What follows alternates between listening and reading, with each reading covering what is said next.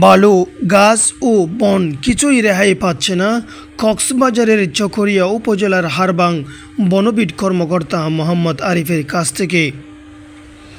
যেন অবাধ বননিধন ও বালু উত্তোলনের মহোৎসব। স্থানীয়দের এমনটাই অভিযোগ।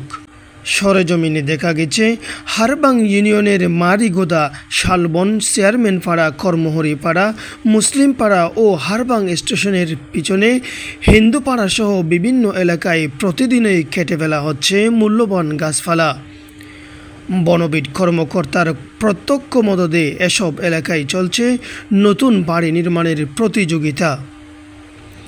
স্থানীয় সূত্রে জানা গেছে, মোহাম্মদ আরিফ বিট কর্মকর্তা হিসেবে যোগদানের পর থেকে প্রায় অর্ধশত নতুন বাড়ি নির্মাণ করা হয়েছে।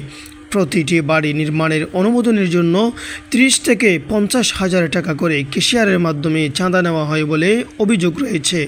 এছাড়াও হারবাংছড়ায় অবৈধভাবে হাফ ডজন স্থানে বালু উত্তোলন চলছে।